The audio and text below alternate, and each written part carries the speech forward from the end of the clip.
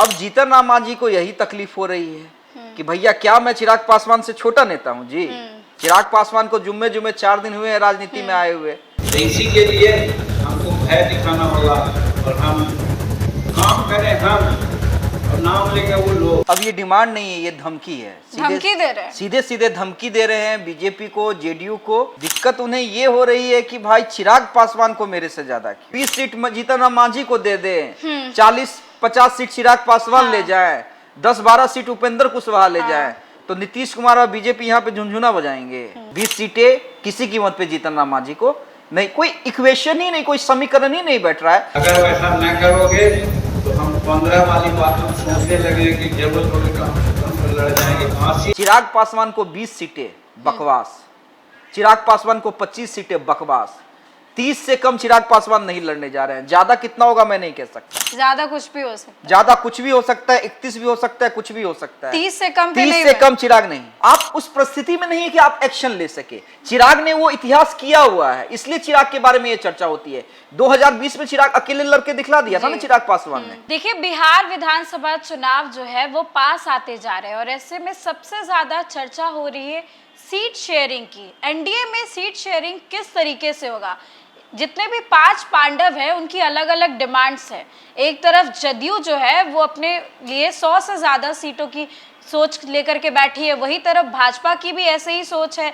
जीतन राम मांझी जो केंद्रीय मंत्री है वो अब चिराग पासवान को लेकर के बहुत कुछ कहते हुए नजर आ रहे हैं और साथ में ये भी उनका कहना है कि 20 सीटों पर चुनाव लड़ेंगे, यानी कि 20 सीट्स उन्हें चाहिए, नहीं तो फिर अलग से चुनाव लड़ेंगे। ये बड़ा ऐलान उन्होंने कर दिया है। साथ ही चिराग पासवान को लेकर कहा है कि भाड़े की भीड़ हम लोग नहीं बुलाते हैं, यानी कि चिराग पासवान की जो जनसभा होती है जिसमें सैकड़ों और हजारों की संख्या में लोग और समर्थक आते हैं, कहीं ना कहीं जीतन राम मांझी उन्हें भाड़े की भीड़ यानी कि पेड भीड़ बताते हैं लगातार। अब हम अमित झा सर से समझेंगे कि जीतन राम मांझी सर क्या करना चाहते हैं। अक्सर ऐसे बयान जो है वो बार बार देते हैं और 20 सीट्स की डिमांड कर रहे हैं, नहीं तो फिर अकेले लड़ने को तैयार है। देखिए, जीतन राम मांझी अपने इन्हीं बयानों के कारण चर्चा में रहते हैं और सीधे सीधे अब डिमांड नहीं करें, इसे डिमांड करना नहीं कहा जाता है। डिमांड तब कहा जाता है जब वो ये कहते हैं कि भाई हमारी इतनी सीटों पर लड़ने की इच्छा है, जैसा कि वो पहले कह रहे थे। अब ये डिमांड नहीं है, ये धमकी है। धमकी दे रहे हैं, सीधे सीधे धमकी दे रहे हैं बीजेपी को, जेडीयू को कि देखिए अगर मेरा वोट चाहिए, मांझी समाज का वोट चाहिए तो मेरी मांगों को मानना पड़ेगा। और देखिए, दिक्कत उन्हें ये नहीं है कि उन्हें कम सीटें मिलने का आभास है, दिक्कत उन्हें ये हो रही है कि भाई चिराग पासवान को मेरे से ज्यादा क्यों, चिराग को ज्यादा ना मिले, ज्यादा क्यों। अब देखिए लोकसभा चुनाव में भी क्या हुआ, 5 सीट चिराग पासवान को मिला, इन्हें 1 सीट मिला। हालांकि 1 सीट जीत के भी ये केंद्रीय मंत्री हैं, चिराग पासवान भी केंद्रीय मंत्री हैं, लेकिन चिराग पासवान के अलावा उनकी पार्टी में 4 सांसद हैं। अब जीतन राम मांझी को यही तकलीफ हो रही है कि भैया क्या मैं चिराग पासवान से छोटा नेता हूं जी, नहीं हूं, मैं बड़ा नेता हूं चिराग पासवान से। चिराग पासवान को जुम्मे जुम्मे 4 दिन हुए हैं राजनीति में आए हुए। अब देखिए, जीतन राम मांझी को एक दिक्कत और हो रही है, दिक्कत हो रही है चिराग पासवान जब जिस दिन जहां रैली बुलाते हैं वहां पर रिकॉर्ड तोड़ भीड़ हो जाती है जी। तो अब कहीं ना कहीं उनके दिमाग में ये घर कर रहा है कि अब चिराग पासवान यही माहौल दिखला के फिर विधानसभा चुनाव में ज्यादा सीट ना ले ले, बाजी मार ले। इसलिए बार बार कहते हैं भाड़े की भीड़, भाड़े की भीड़, भाड़े की भीड़। और चिराग पासवान ने तो उनके गढ़ में भी जाके साबित कर दिया, गया में भी रैली की थी ना चिराग पासवान की पार्टी ने, वहां भी साबित कर दिया, मुंगेर में भी साबित कर दिया, शाहबाद में भी साबित कर दिया, मुजफ्फरपुर में भी साबित कर दिया। तो चिराग पासवान तो एक के बाद अपने आप को साबित करते जा रहे हैं। विपक्ष के लिए परेशानी बन ही रहे हैं, सहयोगी दलों के लिए भी परेशानी बन रहे हैं, और जो बोलते हैं खुलकर बोलते हैं, बिंदास बोलते हैं, चाहे वो सहयोगियों को बुरा लगे तो लगे। लेकिन देखिए, जीतन राम मांझी बार बार ये देखिए, ये कहा जा रहा है ना बीजेपी की ओर से, एनडीए, 5 पांडव, कोऑर्डिनेशन कमेटी, जगह जगह बैठक किया जा रहा है, एनडीए का बैठक हर जिलों में किया जा रहा है, वहां जाके एकता दिखलाई जा रही है। लेकिन एकता कब टूट जाती है, जब सीट की बात आ जाती है, सीट की बात आ जाती है। अब देखिए जैसी, और ये देखिए दिक्कत सिर्फ जीतन राम मांझी की नहीं है, ये दिक्कत तमाम क्षत्रिय क्षत्रप की है। अब जैसी एक अखबार ने, प्रतिष्ठित अखबार ने ये चलाया कि चिराग पासवान को 20 सीटें मिलेंगी। हाँ। चिराग पासवान तो सामने नहीं आए और चिराग पासवान आएंगे भी नहीं, लेकिन अरुण भारती सामने आए। अरुण भारती ने क्या कहा था कि हमें 43 से लेके 127 के बीच की सीटें चाहिए, हमारी इच्छा है। लेकिन वो डिमांड था। अब जीतन राम मांझी धमकी दे रहे हैं। वो डिमांड थी उनकी कि हाँ हमें इतनी सीट्स दे दीजिए, और ये धमकी दे रहे कि 20 दीजिए नहीं तो हम चले, हम तो चले। अब देखिए, जा तो आप कहीं सकते नहीं है, और अगर हिम्मत है तो 20 सीटें तो नहीं मिलेंगी, ये भी मैं आपको बता दूं। 20 सीटें किसी कीमत पे जीतन राम मांझी को नहीं, कोई इक्वेशन ही नहीं, कोई समीकरण ही नहीं बैठ रहा है। अच्छा बताइए, 20 सीट जीतन राम मांझी को दे दे, 40-50 सीट चिराग पासवान ले जाए, 10-12 सीट उपेंद्र कुशवाहा ले जाए, तो नीतीश कुमार और बीजेपी यहाँ पे झुनझुना बजाएंगे। हाँ, ऐसा तो नहीं होने वाला। ऐसा होगा भाई, बिहार की 2 सबसे बड़ी पार्टी है, जेडीयू बीजेपी, उसके बाद चिराग पासवान का नंबर है, और चिराग पासवान ये बार बार कह रहे हैं कि उनका टारगेट यही है किंग नहीं बनना, किंग मेकर बनना।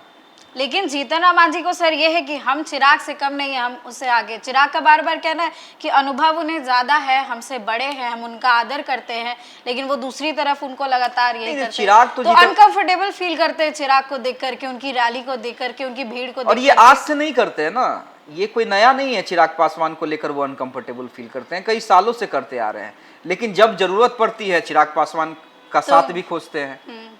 चिराग बाबू भी कहते हैं, चिराग बाबू, स्वर बदल जाते हैं, स्वर बदल जाते हैं। तो जीतन राम मांझी इन सब चीज में देखिए पुराना चावल है, उन्हें पता है कि कब कैसे क्या करना है, कब किसकी तारीफ करनी है, कब किसकी बुराई करनी है, कब किसे खींचना है। और चिराग पासवान देखिए इन सब चीज से बेफिक्र है। मैं ये भी बता दूं, फिर मैं एक बार कह रहा हूं, और देखिए जब सीटों का ऐलान होगा ना, तो एक बार नहीं, मैंने कई बार कहा है, आप लोग भी मुझसे सवाल कर सकते हैं कि अमित सर आपकी बात सही हुई है गलत हुई, और जितने लोग मुझे सुन रहे हैं या देख रहे हैं वो भी कह सकते हैं, चिराग पासवान को 20 सीटें बकवास, चिराग पासवान को 25 सीटें बकवास, 30 से कम चिराग पासवान नहीं लड़ने जा रहे हैं। ज्यादा कितना होगा मैं नहीं कह सकता, ज्यादा कुछ भी हो सकता है, ज्यादा कुछ भी हो सकता है, 31 भी हो सकता है, कुछ भी हो सकता है। 30 से कम चिराग नहीं, 30 से कम चिराग नहीं। और अगर एकाध सीट, वो भी जब अमित शाह या जेपी नड्डा इंटरफेयर करे तब जी, एकाध सीट थोड़ा नीचे आएंगे भी, तो उसके साथ साथ एमएलसी के कोटे को लेकर आएंगे, ठीक है। तो चिराग पासवान कोई कॉम्प्रोमाइज नहीं करने वाला नहीं, कोई कॉम्प्रोमाइज नहीं होने जा रहा है, कोई कॉम्प्रोमाइज नहीं हुआ। 30 सीट से नीचे कोई कॉम्प्रोमाइज नहीं हो रहा है। एकाध सीट होगा, वो भी मैं मतलब अपने तरफ से ऐड ऑन कर रहा हूं, अगर होगा भी तो एमएलसी की एकाध सीट कोटे में दी जाएंगी, तब होगा। लेकिन अब जीतन राम मांझी अगर चाहेंगे कि उन्हें भी 20 सीट मिल जाए, तो जीतन राम मांझी का सर क्या होगा? सिंगल डिजिट मिल जाएगा या फिर डबल डिजिट में रहेंगे? 7 से 8 सीटें, सिंगल डिजिट में रहेंगे। 7 से 8 सीटें। हमको नहीं लगता वो कभी मानने वाले 7-8 सीटों पर। आपको क्या लगता है? ऑप्शन क्या है? ऑप्शन मुझे बताइए। मंत्री पद से इस्तीफा दिलवा देंगे बेटा को?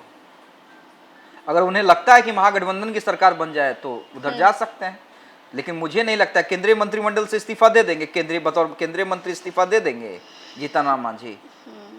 तो प्रेशर पॉलिटिक्स कर रहे हैं, कंप्लीट प्रेशर पॉलिटिक्स है। देखिए मैं ये नहीं कह रहा हूँ कि जीतन राम मांझी छोटे नेता हैं, उनकी बिहार में एक अपनी पकड़ है, राजनीतिक इतिहास बहुत लंबा रहा है, कई बार मंत्री रहे हैं, मुख्यमंत्री रहे हैं बिहार के, केंद्रीय मंत्री हैं, उनका अपना वोट बैंक है। लेकिन आप उस परिस्थिति में नहीं है कि आप एक्शन ले सके। चिराग ने वो इतिहास किया हुआ है, इसलिए चिराग के बारे में ये चर्चा होती है। 2020 में चिराग अकेले लड़के दिखला दिया था ना चिराग पासवान ने, जब सीटों को लेकर बातचीत नहीं बनी तो अकेले तो चिराग पासवान ने ये तो हिम्मत दिखलाई कि भाई ठीक है, हम गठबंधन नहीं करेंगे, हम अकेले चुनाव लड़ेंगे, हम नहीं जीतेंगे लेकिन तुमको हरा देंगे। तो आज जो जेडीयू तीसरे नंबर की पार्टी है वो चिराग पासवान के बदौलत है। चिराग पासवान ने सिंगल चुनाव लड़ा, इसके कारण है। जेडीयू के खिलाफ चिराग पासवान की पार्टी ने तमाम जगह उम्मीदवार खड़ा करवा दिया, उसके कारण है। तो क्या ये हिम्मत, क्या ये गट्स जीतन राम मांझी में है? नहीं है। और इसलिए राजनीति में ठीक है प्रेशर बनाए, एक आध सीट और बढ़ जाए, मैं ये नहीं कह रहा हूं, लेकिन 20 सीटें कभी नहीं मिलने वाली। सर जीतन राम मांझी के अलावा उपेंद्र कुशवाहा भी है, उनसे भी जब पीसी में सवाल किया गया आपको सिंगल डिजिट मिलने वाला, तो कहते हैं कि आप अमित शाह से बात करके आए हैं क्या?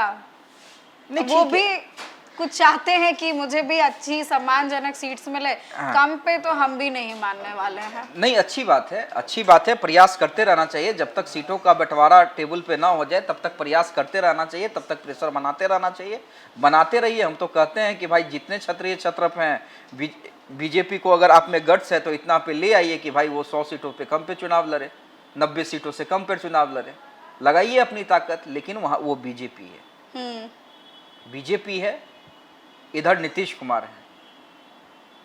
बीजेपी नीतीश एक दूसरे को नहीं छेड़ेंगे।